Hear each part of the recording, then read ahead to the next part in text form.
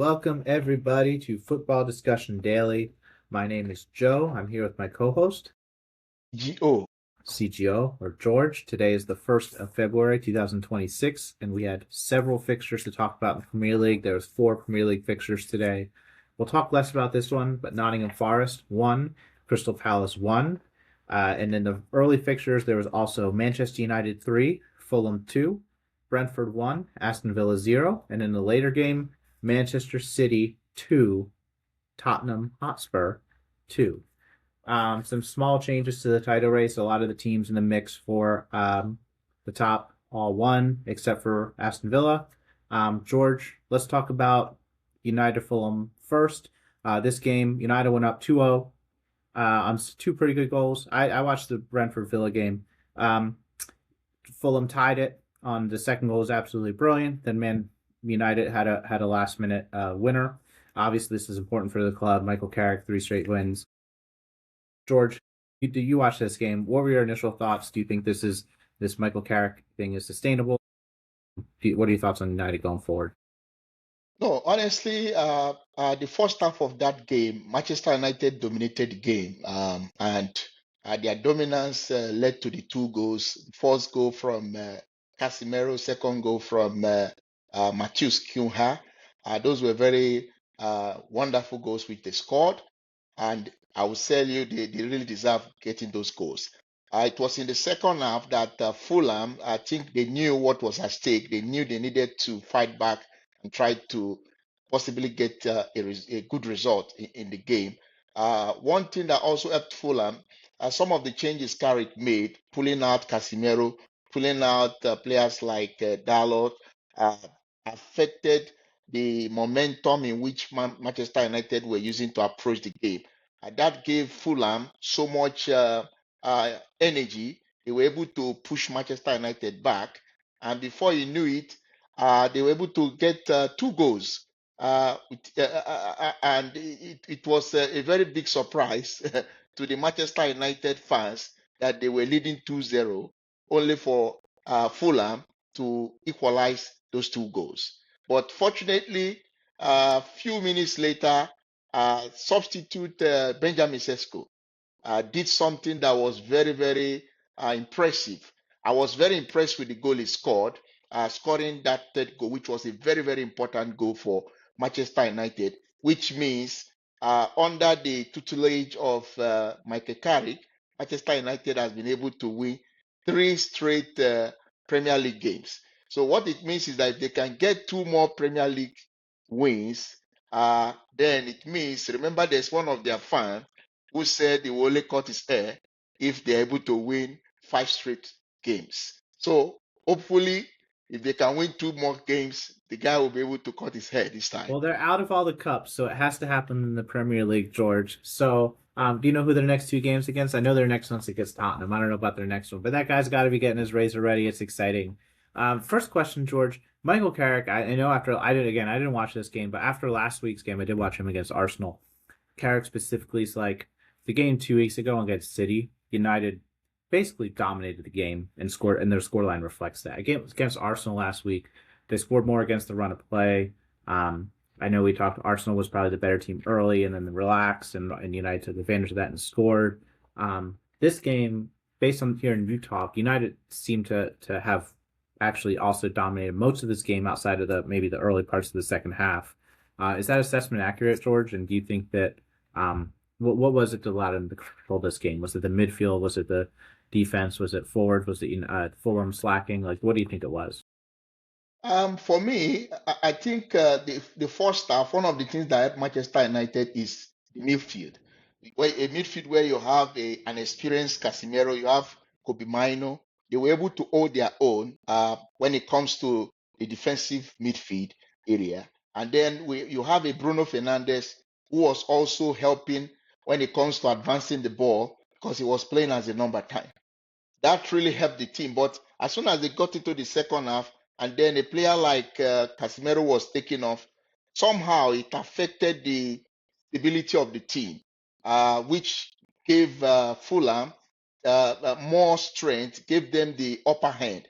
And you see, in fact, Fulham scored a goal that was cancelled by VAR before they later got the other two goals, which was counted, and then Benjamin Sesko was able to get the winning goal. So the issue is that I think for Carrick, I think this is more also like a learning curve for him. I'm sure he must have taken note of maybe the errors that must have been made through a substitution. Because if it's for me, I saw no reason why he took off Casemiro in that game. But Yeah. maybe he has his own ideas. I But mean, Casemiro, I still think he's a player who's an older player who's still very good. And older players are still as good as younger players, but they struggle to play 90 minutes twice a week. And United's only playing once a week, but sometimes in these games they need fresher legs more often than a 25-year-old midfielder. And Casemiro, is leaving at the end of the season. But another note, George, I mean, I'm looking at the United bench right now, and I don't see any midfielder who's capable of controlling, like on their bench at least. I think their starting lineup, you got it right. Casemiro, Maino, and Fernandez in front of them. That's a decent Premier League midfield. Mason Mount is another player on there who can really control a game if he comes in. He wasn't on the bench today. I think he's hurt, and I feel like, um, yeah, that was a one of the Ugarte drivers for has that. not been too spectacular because He's a they ball brought winner in. though. He's not a control the game guy. He's a ball winner. Yeah, Um, George, let's move on just in the interest of time to our next game, and this is Brentford Aston Villa, the greatest team in England. Won 1-0 today. I've said this. I talked to George before the show. This is a completely great game for 40 minutes. Brentford and Villa were both going for it. Villa had more of the ball. Brentford were knocking them on the counter, and Thiago was getting chances. Kevin Shada, complete idiot. 42 minutes in, he got his very deserved red card. Brentford scored 2 minutes later, and the entire last 50 minutes was probably boring unless you're a Brentford fan. But I'm a Brentford fan, so it was very exciting. We hunkered down. We made some slight changes and tweaks as the game went on. Aston Villa was probably unlucky to not score, and we were probably shut them down also pretty well as a combination of both. But fairly boring game, I feel, for neutrals. George, did you get to see any of this game as highlights, or do you have any thoughts? yeah, because I couldn't watch the game because I was watching the Manchester United Fulham game because it was being played simultaneously. But later Yeah, I yeah. got to watch the highlights, and then I saw some of the stuff that happened in the game. For Brentford, one must really commend them a lot after that red card because when they got that red card, I'm sure a lot of people will think they will be battered, but I somehow they did. were I able thought to. that. Yeah, but somehow they were able to hold their own. In fact, they scored a goal after the red card through Dango Quatara, And which George, can I bring up an incident? 2 minutes after we scored the goal, Igor Thiago was through on net, and the ref adjudged that he had fouled the center back of Aston Villa. If you yeah. go back and watch that replay, that's a very, very weak foul. Thiago won the ball, was through on net, and the ref called a very weak foul on him. He could have easily been 2-0. The entire second half after that was quite boring. Um, yeah, go on. What I observed is that after Brentford got the red card in the first half, I think Aston Villa couldn't really put themselves together very well to take advantage of the old stuff. By the time they started trying to take advantage of their numerical strength, it was in the second half, probably because of maybe instruction from the coach on Emery. That made it because second half was totally different. It was almost like a total domination. It was What did you think about the disallowed goal? Do you think stuff like that should be disallowed in the Premier League? Did you see it? well, but the ball was already out of the line. It So was a solid 20 seconds though after it went in. I do feel like that stuff is we benefit from VAR. That would have been a goal 10 years ago, and I feel like it's better for the game that's called back. yes, Um, I will say Tammy Abraham did a fine job subbing in for Ollie Watkins. I actually met Tammy Abraham one time about 10 years ago. He was playing, I think, for Swansea in Richmond, Virginia, and I shook his hand. It was great, and it might have been Crystal Palace. I think it was Swansea or Cardiff. I forget which team, but I met Tammy Abraham, but he actually scored that goal. He had a fine game. Kelleher made some great saves. I think against a lot of keepers, Villa scores. Can I bring up a couple of points though? Um, any doubts on Keith Andrews should be put to bed. It should have been put to bed 4 months ago, but today I feel like he made the difference. Jordan Henderson was in a great game. When I saw Nathan Collins come in for Jordan Henderson, I'm like, why are we going to a back five? We played a back five once or twice this season and we got wrecked by Nottingham Forest of all teams. And then we're going back to a back five. But, to Keith Andrews' credit, that sub worked. Henderson's been brilliant for Brentford. He just can't really play full 90 minutes. Um, he also put in Yarmouk, Aaron Hickey, and Keane Lewis Potter, who are all very solid players, but more defensive and less creative than the people they replaced. That's Dangle Aratara, Rico Henry, and Matthias Jensen. And so just this brilliant subs all at the right times. Like, whenever Brentford, Aston Villa was really turning the screw, putting the pressure on, the sub was made, changes were made. Aston Villa took a while to figure it out, and then he changed it up again. I thought it was a great performance by him to win at one of the hardest grounds to win at. No, we must really commend Brentford because imagine, because in the second half, they were exposed to 20 shots and yet they didn't concede any goal. That is Mm-hmm. quite remarkable. That shows how solid they were at the back.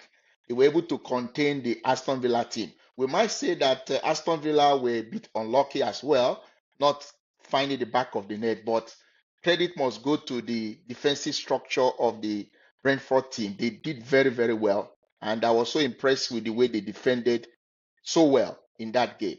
And One they of made you, history. one They of made Unai history. Emery's one of Unai Emery's big things is like he gives much more license to his players to shoot from 25, 30 yards. A lot of the meta of the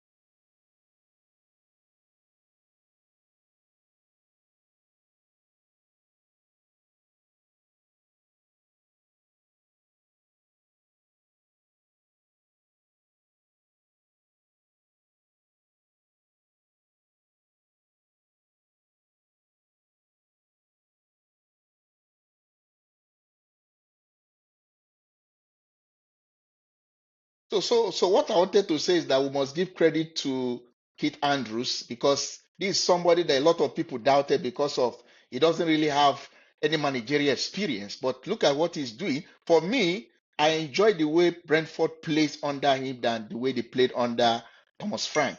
To be honest with you, they've been doing very well, and they made history today. This is the first time they got a victory at Villa Park. On this is their 12th attempt. So for them to have gotten a victory, they've broken the jinx. That credit has to go to the coach and to the players for making that happen.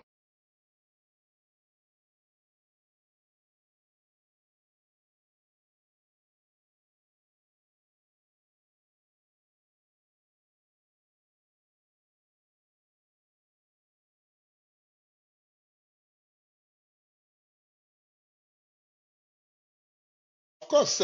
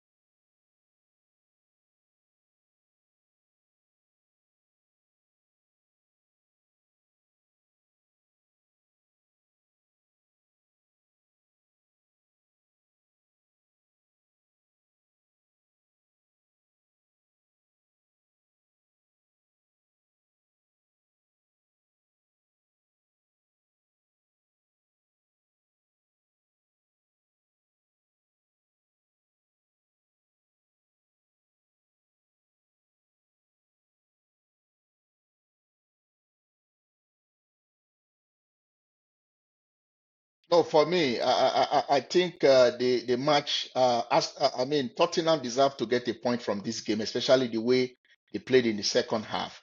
Manchester City, when the game was 2-0 up, one was thinking that is going to that Manchester City will score more goals, but second half, everything changed. We saw a different Tottenham team that came out and they were pushing.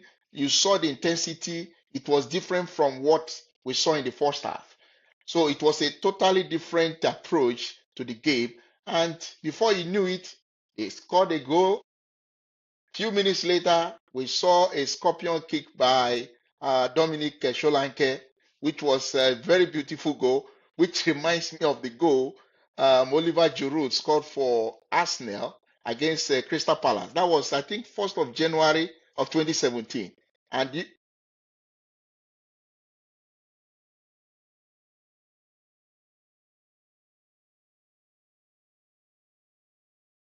hmm,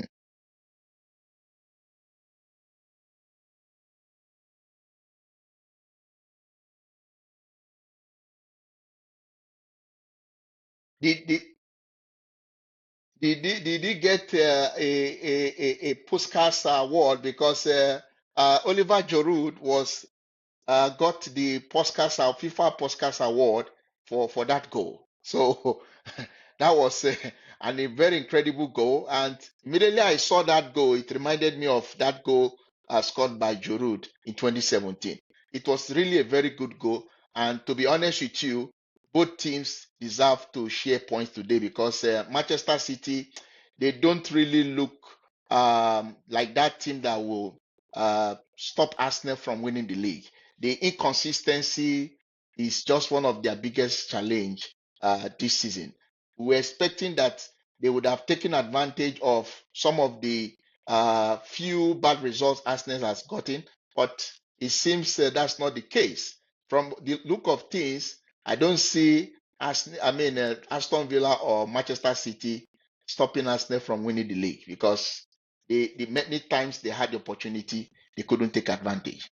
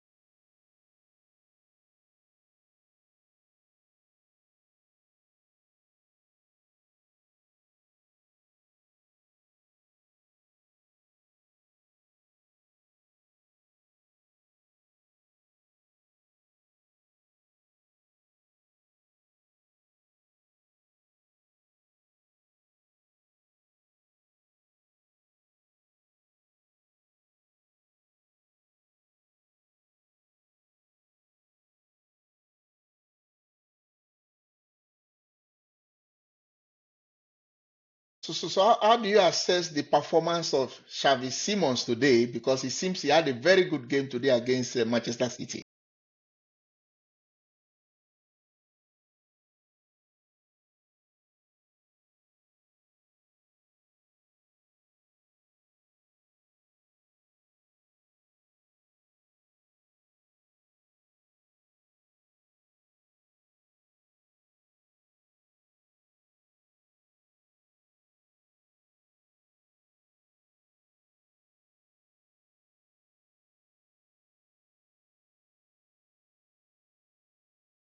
I think looking at all the games I've seen him play for Tottenham, so far as I'm concerned, this seems to be the best I've seen him play since he joined Tottenham. So hopefully, maybe there might be some improvements with his performance with time. So that's what I observed. Like you said, there were times he was supposed to release the ball, but he wasted so much time. But in general, I think he had a very good game compared to what I've seen him play since he joined the club.